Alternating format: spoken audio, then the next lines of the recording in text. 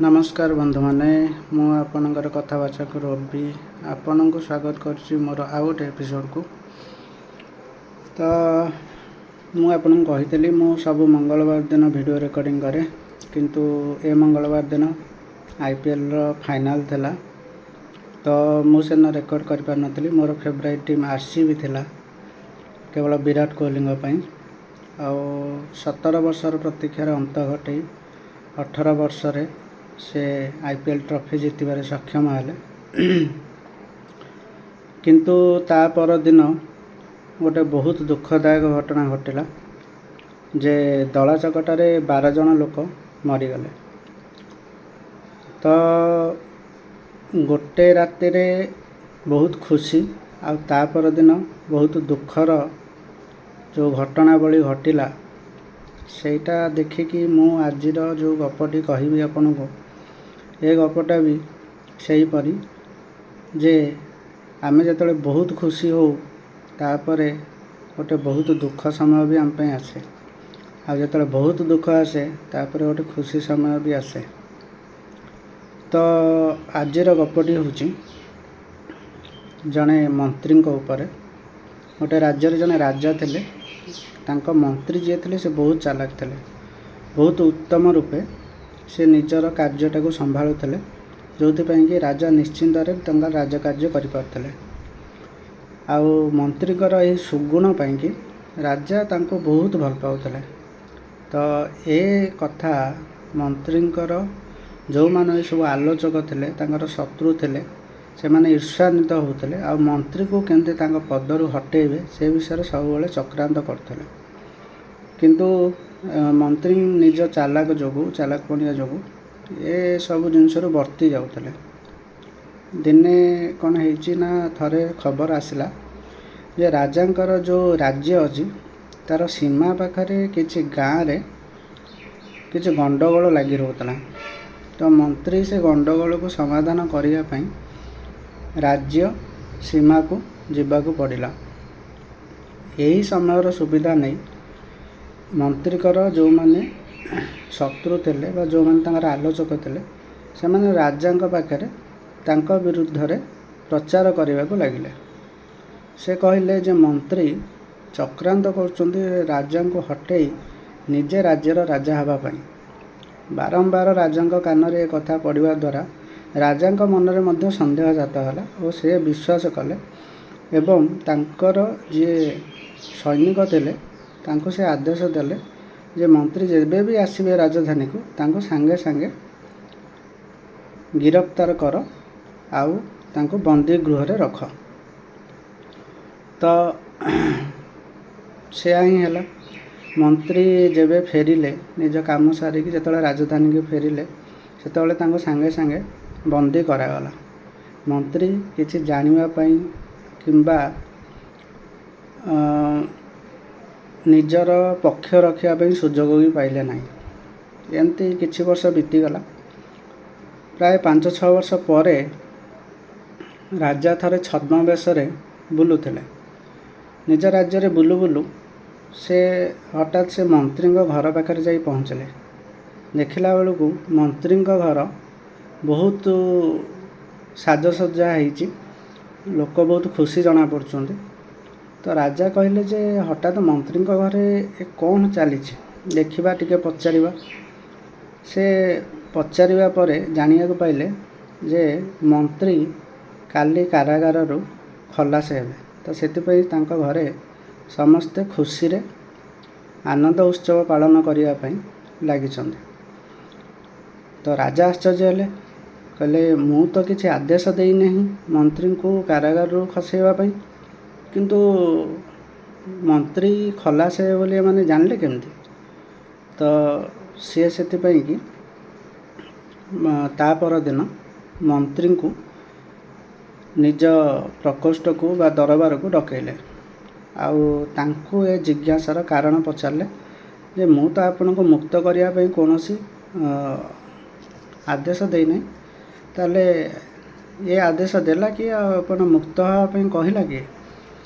मंत्री सेठू तांकर विवरणी प्रदान कले कहले आज्ञा मु जेतबेले मोर काम सारी फेरुथिली ନଈରେ ଗଲାବେଳେ ନଈ ବାଟରେ ଗୋଟେ ନଈ ପଡ଼େ, ନଈରୁ ଯେତେବେଳେ ଫେରୁଥିଲି ଏ ଡଙ୍ଗାରେ ଗଲାବେଳେ ମୋର ଗୋଟେ ସୁନା ଗିନାଟେ ଥାଏ ଯେଉଁଥିରେ କି ମୁଁ ପାଣି ପିଏ। ତ ହଠାତ୍ ଅସାବଧାନବଶତଃ ମୋ ହାତରୁ ସେ ସୁନା ଗିନାଟି ଖସି ପଡ଼ିଲା। ଯେତେବେଳେ ପାଣି ଭିତରେ ଖସି ପଡ଼ିଲା ସେତେବେଳେ ମୁଁ ବ୍ୟସ୍ତ ହୋଇପଡ଼ିଲି। ଆଉ ନାଉରିଆ ଜଣକ ପଚାରିଲା ଯେ ଆଜ୍ଞା କେଉଁଠି ପଡ଼ିଲା। ତ ସେଇ ଚିହ୍ନ ଯେଉଁ ଜାଗାରେ ମୋର ସୁନା ଗିନାଟି ଗଳି ପଡ଼ିଥିଲା ସେ ଜାଗାକୁ ଦେଖାଇବା ପାଇଁ ମୁଁ ହାତରୁ ରୂପା ଯେଉଁ ହୀରା ମୁଦିଟା କାଢ଼ି ସେ ଜାଗାକୁ ପକାଇଦେଲି। ଯେତେବେଳେ ପକାଇଦେଲି ସେତେବେଳେ ଜାଣିଲି ଯେ ସୁନା ଗିନାଟି ତ ଗଲା, ତା ସହିତ ରୂପା ମୁଦିଟି ବି ପାଣିରେ ପକାଇଦେଲି।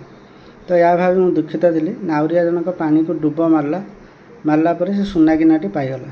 ଆଉ ସୌଭାଗ୍ୟବଶତଃ ସେ ସୁନା ଗିନା ଭିତରେ ସେ ରୂପା ମୁଦିଟି ବି ପଡ଼ିଥିଲା। ତ ଯେତେବେଳେ ଦୁଇଟା ଜିନିଷ ମୋତେ ମିଳିଗଲା ସେତେବେଳେ ମୁଁ ଜାଣିଲି ଯେ ବହୁତ ଖୁସିର କଥା। କିନ୍ତୁ ଯେତେବେଳେ ବହୁତ ଖୁସି ଜିନିଷଟା ଆସେ ତାପରେ ଗୋଟେ ବହୁତ ଦୁଃଖ ଜିନିଷ ନିଜକୁ ଅପେକ୍ଷା କରିକି ରହିଥାଏ।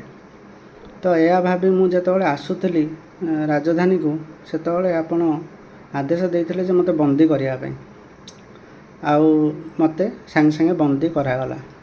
ତ ମୋର ସେ ଖୁସିଟା ବେଶୀ ସମୟ ରହିଲା ନାହିଁ, ଯେଉଁଟାକି ଗୋଟେ ଦୁଃଖରେ ପରିଣତ ହେଲା। 5 ବର୍ଷ ଧରି କାରାଗାରରେ ଯେଉଁ ପ୍ରକାର ଖାଦ୍ୟ ଦିଆଯାଏ ସେ ଖାଦ୍ୟଟା କୌଣସି ରାଜ କର୍ମଚାରୀର ଖାଦ୍ୟ ନୁହେଁ, ବହୁତ ସାଧାରଣ ଖାଦ୍ୟ, ସାଧାରଣ ଠାରୁ ବି ନିକୃଷ୍ଟ ଖାଦ୍ୟ ଦିଆଯାଏ।